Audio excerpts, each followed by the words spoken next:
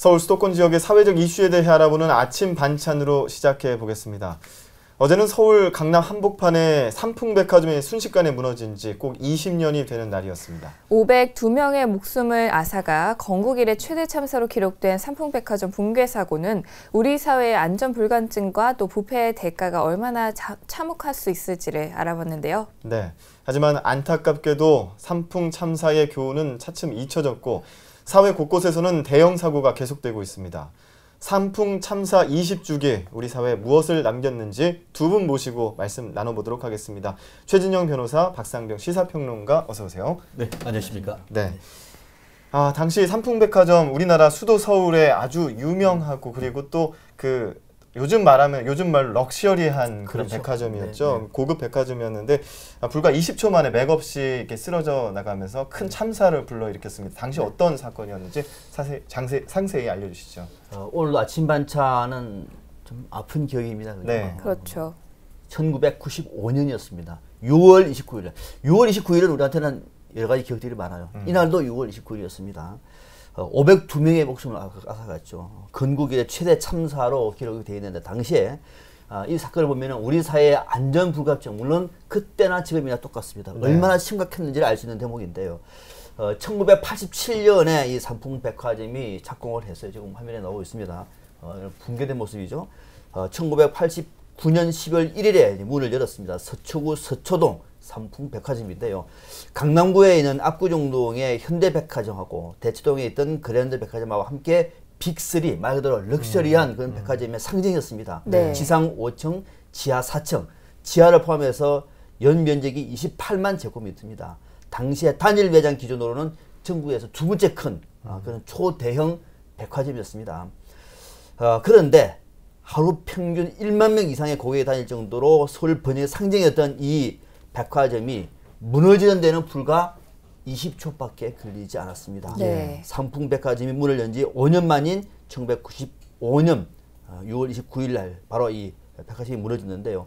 502명의 목숨을 앗아갔다 말씀을 드렸는데 2013년 4월에 기억나시죠? 방글라데시의 라나플라자 붕괴 사고. 이때는 1129명이 사망했어요. 네. 신기록입니다. 이 기록 이전까지는 건물 붕괴 사고로는 18년 동안이죠. 예. 삼풍백화점 사망이 가장 많을 정도로 502명. 그런 아픈 기억도 우리가 함께 갖고 있습니다. 예. 네. 사고는 20년 전 어제 발생을 했는데요. 사고 발생 당시의 상황도 좀 말씀해 주시죠. 예, 사실 저 개인적으로도 이 날이 생생합니다. 그때 저는 대학을 다니고 있었고 아마 금요일 오후 정도로 기억은 납니다. 네. 저희 식당에서 밥을 먹는데 TV에서 이 소식이 나서 깜짝 놀랐었는데요. 사고 난 시간이 정확하게 6월 29일 오후 저녁 5시 57분경이었습니다. 네. 이날 금요일이기 때문에 많은 사람들이 가서 저녁 먹을 식사거리 준비도 하고 많은 사람들이 거기서 밥도 먹고 쇼핑도 하는 그런 시간이었기 때문에 그렇죠. 더더욱 어떤 큰 피해가 있었는데요. 그러다 보니까 고객이 한 1000여 명 가량 있었고 실제로 항상 상주하는 직원들도 한 500명 가량 있었다고 합니다. 말씀하신 대로 거의 지상 5층, 지하 4층이 20초 만에 붕괴됐으니까 한 층이 붕괴되는데 2초도 채 안 걸렸다는 것인데요. 네. 그러다 보니까 결국 인근에 있는 큰 건물이 붕괴되면서 이 파편이 그 안에 있는 사람도 많이 죽었지만 그 파편이 튀면서 인근에 있는 바로 길 건너편이 법원이었는데 법원에까지 피해가 있었던 큰 사건이었는데요. 네. 거기다가 유독가스도 나오고 해서 정말 거의 서울에 있는 모든 어떤 119 차량과 앰뷸런스가 왔음에도 불구하고 구조가 난항이 있었다고 하는데요.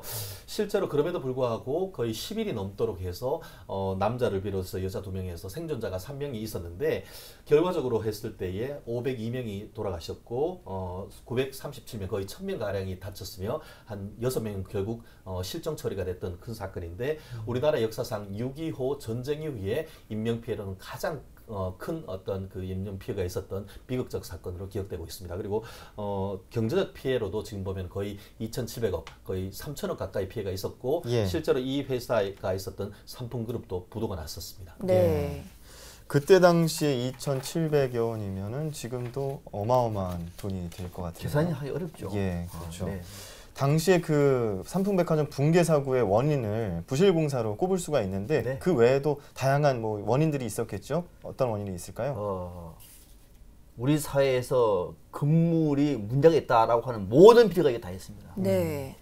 없는 게 없습니다. 백화점입니다. 네. 상품 백화점이 아니라 모든 비리, 탈법, 불법의 백화점이었습니다. 뭐 쉽게 말하면은 원칙과 법이 무시되고 편법과 탈법이 난무했다.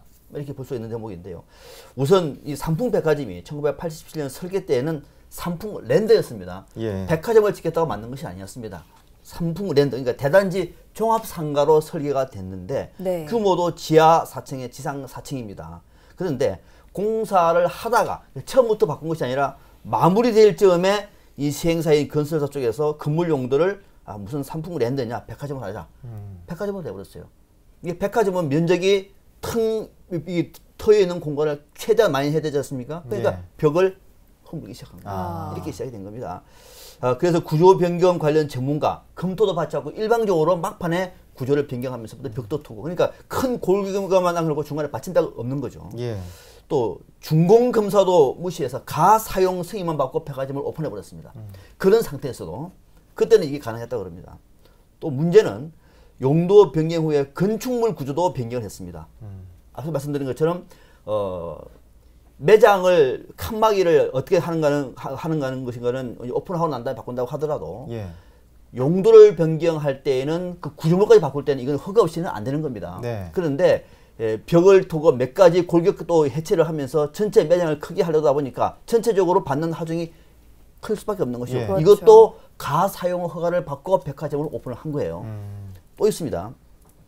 철근이, 그러니까 삼풍 백화점 같은 경우에는 이제 바닥과 기둥을 연결할 때는 보통 L자형 이 철근을 연결하지 않습니까? 그렇게 돼야 이게 무너지지 않거든요. 네. 그런데 이건 비쌉니다. L자형 같은 경우. 그런데 이번에는 일자형으로 썼습니다. 한 개씩을 연결시킨 거예요. 그러니까 이것이 만약에 붕괴가 되면은 이거 뚫고 올라오는 거죠. 이런 식으로 된 겁니다. 그러니까 앞서 말씀드린 것처럼 20초 만에 무너질 때 만약에 한 층이 무너지면은 철근이 받치고 오면은 이게 삐걱하면서 옆으로 가거든요. 예. 네. 그런데 이것이 뚫고 놓으니까 그대로 주저앉는 겁니다. 아. 이것도 비용 절감을 위해서 L자형이 아니라 일자형으로 썼다는 전문가들의 얘기고. 또 하나 5층의 용도도 처음에 5층에는 롤러스케이트장이었다 그래요. 예. 그런데 이 롤러스케이트장이 백화점에는 좀 맞지가 않는다. 그렇죠. 백화점에는 롤러스케이트 좀 이상하죠. 네. 그래서 이것을 식당가로 바꿨다 그럽니다. 식당가로 하다 보니까 물이 필요하잖아요. 그럼 배수로를 만들어야 되고, 물은 굉장히 비중이 하중이 큽니다. 그걸 배수로를 만들고 또 이런저런 시설을 갖다 놓으니까 또 무거워진 거죠. 이것도 또 불법으로 용도를 변경합니다. 그러니까는 결국은 이렇게 다 콘크리트를 젖히면서 5층까지도 무게가 엄청 실리다 보니까 부실에다가 네. 철근도 그런 데다가 또 5층을 실어버리니까 어떻게 됩니까? 결국은 삐걱삐걱 하다가 주저앉아버린, 쉽게 말하면 통째로 부실에 또는 불법에 편법이 난무했던 당시의 상풍 백화점 현실이었다, 이렇게 보시면 됩니다. 네. 현실을 듣다 보니까 삼풍 백화점 붕괴는 사실상 뭐 예견된 재앙이다 이런 생각이 드는데요. 붕괴가 있기 전부터 건물 전반에서 위험 신호가 발견이 됐다고요. 경영진이 대책 마련에 나선 것이 바로 이 사고 당일인 6월 29일이었다고요. 네, 사실 뭐 삼풍 백화점이라고 하지만 그것보다는 삼풍 모래성이라 이렇게 표현을 하는 것이 더 맞다라고 생각을 하는데요. 네. 그날에 있었던 그것을 시간대로 지금 중요한 것을 좀 말씀드리자고 하면은 사고 당일 9시 정도에 그 건물의 5층에 문제가 있다는 것이 보고가 됐습니다. 말씀하신 대로 5층에 식당이 있었기 때문에 식당 주인분들이 봤더니만 지붕이 무너졌고 벽 밑이 이렇게 피기적 올려오니까 이 회사 측에 연락을 했던 것이죠. 네. 그러니까 부랴부랴 이제 회사 측에서 왔는 것이죠.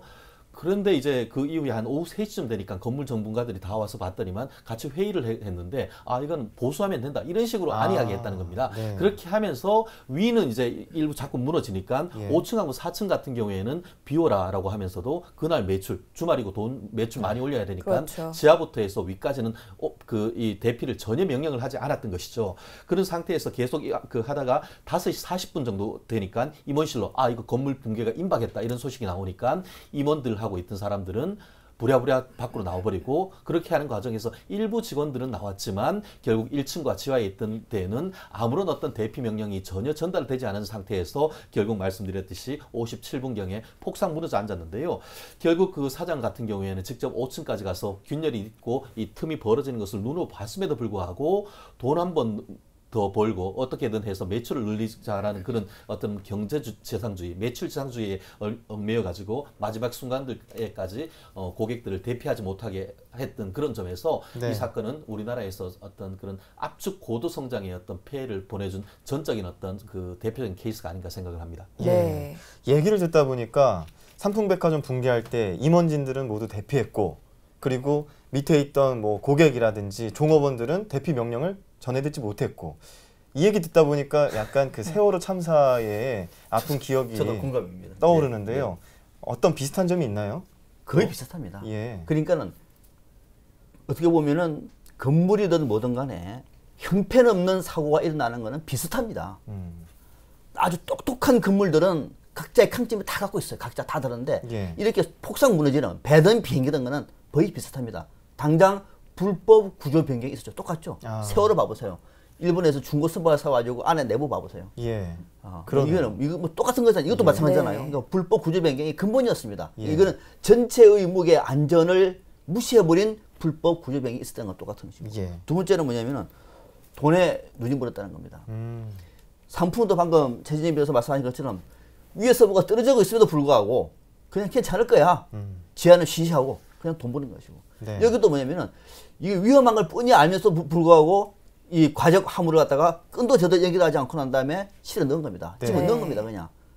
그래 기웃도하면 무니까 뻔히 알면서도 그냥 그렇게 간 겁니다. 예. 한 푼이라도 더 벌어야 되니까. 똑같은 거죠. 안전이 먼저냐 또는 붕괴되는 것이 붕괴되더라도 돈을 어떻게 주느냐. 돈이 더 빠졌던 겁니다. 똑같은 네. 사건이에요. 또 하나가 선장들과 사장들, 임원단들, 책임자들 봐보세요. 상품 때도 빠져나왔다고요? 임원들이? 여기서 빠져나왔잖아요. 팬티만 입고. 똑같은 네. 거예요. 그러니까 선장이든 사장이든 결정적인 순간에 내만 살고 보겠다라고 하는 건 똑같은 겁니다. 그러니까 큰 어떤 사건, 사고 일어날 때 대형 참사다 하면은 그 원인과 구조 또는 이 프로젝트는 거의 비슷합니다. 이것도 네. 세월호나 산풍이나 크게 보면 같은 방식으로 무너진 겁니다. 네. 네. 뭐 몇십 년이 지나도 이 똑같은 모습을 네, 보니까 참 안타까울 수밖에 없는데요. 무리한 확장공사 부실 관리가 원인으로 꼽힌 이 상품 백화점 참사 책임자들은 제대로 처벌을 받았습니까? 이 사건으로 해서 기소된 사람들이 재판에 넘겨진 사람들이 한 25, 6명 정도 된다고 제가 알고 있는데요. 예. 크게 봤을 때에 그 삼풍백화점의 모기업인 삼풍건설 회장인 이준 전 회장이란 분이 있고 그분의 아들이 이 삼풍백화점의 사장이었습니다. 네. 그리고 또 이와 관련해서 인허가 관련해서 이제 그 서초구청장과 서울시에 있는 관계 공무원들까지 다 처벌이 됐는데요. 먼저 이제 이준 전 삼풍건설 회장 같은 경우에는 업무상 사람이 죽었으니까 업무상 과실치사, 다쳤으니까 업무상 과실치상, 그리고 또 개인적으로 돈을 착복했다는 이른바 그 업무상 횡령, 또 그 인허가 관련해서 이 땅 같은 경우에는 원래 삼풍백화점 옆에 있던 아파트 이른바 주택단지였습니다. 주택 택지였습니다. 그것을 네. 돈을 주고 불법적으로 이제 상가 지역으로 그 전환을 했는데 그 과정에서 많은 그 뇌물을 줬다는 것으로 해서 예. 이른바 특정범죄 가중처벌법상 뇌물로 기소가 됐는데요. 1심 같은 경우에는 거의 10년이 넘게 10년 6월 정도로 어떤 형을 받았는데 항소심 가서는 어떤 돈을 개인적으로 유용하고 착복했다는 점이 어떤 무죄가 나면서 7년 6개월 형을 선고를 받았고 네. 결국 이게 1995년에 어떤 일이 있었는데 그 다음에인 2006년 8월경에 대법원에서 7년 6월로 확정이 됐었습니다. 말씀드린 대로 그 아들이었던 삼풍백화점 사장 같은 경우에는 이걸로 해서 한 7년 정도가 징역이 선고됐고 네. 뇌물 받고 백화점으로 용도로 변경을 해줬던 전 서초구청장 2명은 사실 받은 돈에 비해서 징역 10년이라는 굉장히 어떤 그 솜방망이 처벌을 받았는데요. 예. 전체적인 어떤 형을 지금 기준으로 봤을 때도 매우 낮았다 이런 그 생각이 드는데 예. 재미있는 것은 그 이준 전 그 회장 같은 경우에는 징역 10년을 받았다가 7년 6월을 받는 과정에서 네. 변호사들이 너무나 이 사람들에 대한 어떤 비난이 있었고 했기 때문에 대부분 변론을 거부를 하다가 결국은 국선 변호사들이 변론을 했다는 그런 그 후문도 있습니다. 예, 네. 그렇군요. 그러면 그 이준 전 회장, 그러니까 삼풍백화점 사장이었던 전 회장은 7년을 받았고, 나머지 그 설계 변경을 해준 뇌물 수수 혐의를 받은 전 서초구청장 2명은 10개월의 형을 받았는데요.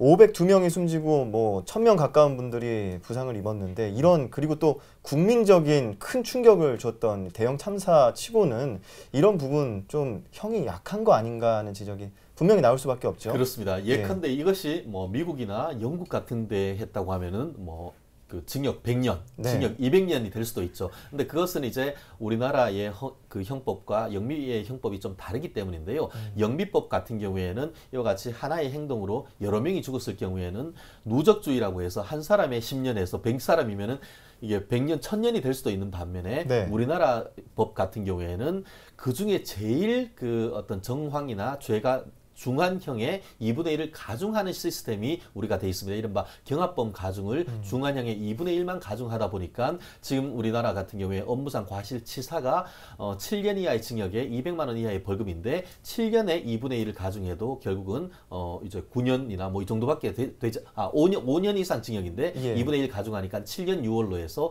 그 당시 법원으로서는 처벌할 수 있는 가장 어떤 중한형으로 했지만 네. 우리나라 법으로서는 그것이 한계였죠.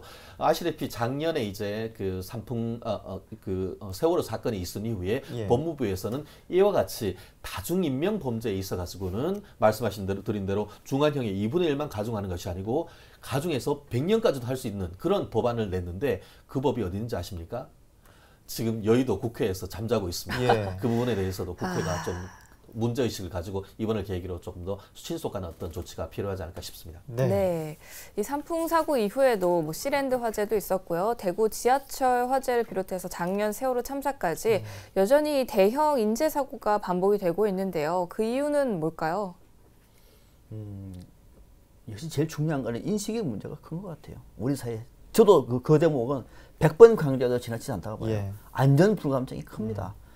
뭐 별일 있겠어. 뭐 설마 이런 것들이 너무도 많은 것 같고 일반 국민들도 그래놓고 이 회사라든지 또는 일선에 있는 관계자들도 그런 생각을 하고 있는 것 같습니다. 세월호도 마찬가지고요. 산풍도 마찬가지고 뭐 등등 큰 사고에는 대부분 그런 것들이 있는 것 같다. 첫 번째가 우리 사회 만년되어 있는 안전 불감증을 해소할 수 있는 문제가 좀 방해하다 싶은 생각이 들고 예. 두 번째는 역시 관계 당국의 관리 감독 부실 이거는 두고두고 뼈아픈 대목이죠. 일반 국민들은 그렇다 치더라도 담당자들이라도 제대로 정신을 차려야 될 텐데 이 사람들은 또 돈과 뭐 뇌물로 이게 엮여 보니까 관리 감독이 제대로 안 되는 겁니다. 네. 사고 나면 그때 다치는 거고 아니면 다 그냥 좋은 게 좋은 식으로 해서 서로가 어떻게 보면 공범이 돼버리는 뭐 요즘에 말하는 뭐 관피아 이렇게 되는 거죠. 예. 이번에도 여전히 똑같은 일이 반복되고 있는 거죠. 항상 모든 비리 안에는 뇌물이 있는 것이고 두 번째고 중요한 것은 방금 최진희 변호사가 얘기했다시피 우리 사회에 만연돼 있는 일벌백계주의가 별 볼일 없는 솜방망이 처벌을 건다고 만드는 겁니다. 잘못하면 폐가 맹신한다고 얘기하면 건물을 이렇게 지을까요? 천만의 말씀입니다. 붕괴 사고 나면 가만히 우리만 도망가자고 할까요? 천만의 말씀입니다. 설사 사고가 나분들 해봤자 뭐 몇 년이고 또 좋은 변호사 이런 좋은 변호사 쓰면 또 한 반감되고 또 그것도 중간에 나면 보수로 나오고 괜찮다는 생각. 그러니까 쉽게 말하면은 일벌백계라고 하는 것들이 우리 사회는 안 통한다는 거예요. 만약에 저 잘못되면 내가 100년 동안 감옥에 있다 그러면 절대 하지 않죠. 안 그렇겠습니까? 우리의 법률적으로 너무도 무능한 그런 어떤 법 체계가 지금 형성돼 있다. 지금 국회에 차고 있다 그러는 이런 것들이 체계가 맞물리다 보니까 우리 사회가 이런 문제가 터지면 그때만 후다닥 해야지 뭔가 하지 그 이후에는 별로 개선책이 없는 겁니다. 이 세 가지가 저는 근본의 원인이다 이렇게 봅니다. 예, 저도 네. 뭐 거의 비슷한 의견인데요. 짧게 말씀드리면 산풍 세 가지가 풍성하다는 것입니다. 예. 그것이 세 가지가 뭐냐면 첫 번째 풍성했던 것이 기업인의 경제지상주의. 문명 쫓기면 무너질 것을 알면서 불구하고 돈 때문에 계속 영업해라는 것이 결국에 인간보다는 돈이 중요하다는 그런 기업인의 인식이 바뀌지 않으면 이것이 근본적으로 바뀌기 어렵다는 것이고 두 번째는 정부의 무능과 부패겠죠. 많이 그 이후에 많이 낮았습니다. 그럼에도 불구하고 어딘가 또 그 또아리처럼 지금 뱀의 또아리처럼 있는 어떤 건설 관련되는 부패. 제가 오면서 이제 라디오를 듣다 보니까 지금 이 시점에 지금 정부에서 어떤 그런 인허가 관련되는 어떤 관련해서 어떤 갑질하는 예. 것을 지금 네. 신고해달라 그런 것들을 지금 캠페인을 하고 있던데 그런 것 지속적으로 해서 이와 같은 부패를 없애야 이와 같은 것들이 없어진다 생각하고 마지막으로 말씀하신 국민의 안전불감증 결국은 남의 문제라기보다는 나의 문제라는 것들도 우리가 분명히 인식을 해야 되는데 물론 정부의 구조적 문제와 함께 우리부터의 어떤 그런 안전에 대한 인식 전환 그런 것들이 좀 필요하다고 네. 생각을 합니다. 네. 이런 가운데 이번에 추모식 메르스 때문에 아쉽게 뭐 취소가 되기도 그렇죠. 했고요. 삼풍백화점 20주기라고 하는데 사람들 그 기억에서는 점점 멀어져 가고 있는 현실이고요. 그런 상황에서 지금 뭐 삼풍백화점의 아픔과 기억을 되살려 보고자 판소리로 이들의 그 어떤 넋을 위로하는 그런 행사가 지금 마련돼 있다고 하는데요. 네. 어떤 내용인가요? 제가 좋아하는 안숙선 명칭이 나선다 그러는데 한번 가보고 싶습니다. 예. 이 목소리는 정말 국보급입니다. 삼풍백화점 붕괴로 희생된 이들의 넋을 위로하기 위해서 창작 판소리 6월 소리를 공연한다는 소식인데요. 이 6월 소리는 삼풍백화점 붕괴 당시에 민간 구조대원으로 활약을 했던 최영섭 씨의 증언을 토대로 해서 만든 창작 판소식 화면의 안숙선 명창입니다. 예. 네. 참사 당시 상황을 극명히 대비하기 위해서 지하와 지상의 소리로 표현했다 그래요. 지상의 소리는 알겠는데 지하의 소리는 어떤지 참 궁금한 대목입니다. 무너진 백화점 지하에서 생존자를 찾기 위해서 민간 구조대가 내던 망치질 소리, 예. 또 취재를 위해 썼던 헬리콥터 소리, 또 시시비비를 가리는 사람들의 소리 뭐 있지 않겠습니까? 네. 오른쪽으로 깨 아니야 왼쪽이야 밑이야 뭐 이런 소리들을 지하와 지상의 여러 소리를 따서 이번에 안숙선 명창의 목소리로 듣는다고 그럽니다. 이번 공연은 2013년부터 진행되고 있는 서울문화재단의 메모리인, 사람인자입니다. 이는 메모리인, 기억하자는 뜻이겠죠. 이 서울 프로젝트의 일환으로 제작이 됐고요.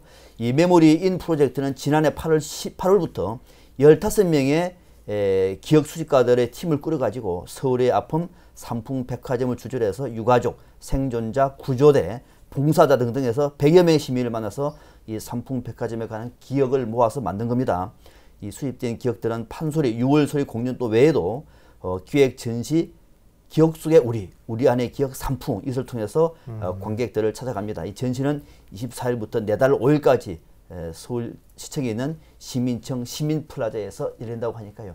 시간 내시는 분들 한번 가보면은 삼풍백화점의 그 아픈 추억을 다시 한번 되새기고 안전불감증을 좀 치유할 수 있는 좀 그런 좋은 기회가 되지 않을까 이런 생각도 듭니다. 예. 네. 창작 판소리 6월 소리와 기획 전시를 통해서 시민들이 좀 잊지 않고 기억을 하다 보면 언젠가 또 세상이 좋아지고 지금의 문제들을 해결할 수 있는 날이 오지 않을까, 왔으면 좋겠다 이런 생각이 드는데요. 마지막으로 이 상풍 참사 20주기를 맞아 당부하고 싶은 말이 있다면 한마디씩 해주시죠. 예, 좀 전에 말씀하신 대로 6월 소리를 직접 기획하고 하신 오세혁 연출관님이 며칠 전에 보니까 한 라디오와 인터뷰를 했던 것을 네. 제가 들은 적이 있습니다. 예. 봤더니만 그날 저녁이 되니까 금방 저녁이 깜깜했다고 합니다. 그러니까 거기에 이제 구조대원들은 소리를 내서 뚱뚱뚱뚱 하니까 저쪽에서는 내가 여기 있다. 그 긴박한 상황이나 이런 것들을 잘 이렇게 판소리로 승화를 했다고 합니다. 사실 이곳에 보면은 마치 그 세월호처럼 지금 시신도 찾지 못한 실종된 분들이 몇 분 있습니다. 이와 같은 행사를 통해서 어떻게 보면 살풀이 같은 어떤 나름대로의 한을 풀어주는 행사이기 때문에 서울시에서 참 잘 기획했다라고 저는 칭찬하고 싶은데요. 이번을 보면서 그렇게 생각합니다. 사실 이것이 1995년이고 이른바 우리나라의 민주화된 이후에 있던 사건이었던 것이죠. 한마디로 압축 성장을 해왔던 고도 성장을 해왔던 것에 어떤 폐해가 그때 이렇게 계속 분출됐던 것인데 그것을 잘 우리나라가 매듭짓지 못한 결과 결국 지금 작년 같은 경우에 이제 세월호 사건이 있었다 이렇게 평가가 되는데 결국 우리는 어떤 기억해야 비극도 반복되지 않지 않습니까? 네. 이와 같은 어떤 행사나 이런 걸 통해서 우리가 이와 같은 일들을 잊지 않고 그것에 대한 대안을 만들어가는 그런 우리 지혜로운 어떤 시민들이 됐으면 좋겠습니다. 네. 저는 딱 한 가지가요. 이런 것들은 일단 사장이나 선주, 회장들의 인식이 물론 중요하죠. 그냥 제대로 지겠다. 또 깨끗하게 돈을 벌겠다라는 뜻은 그거는 요원합니다. 사실은.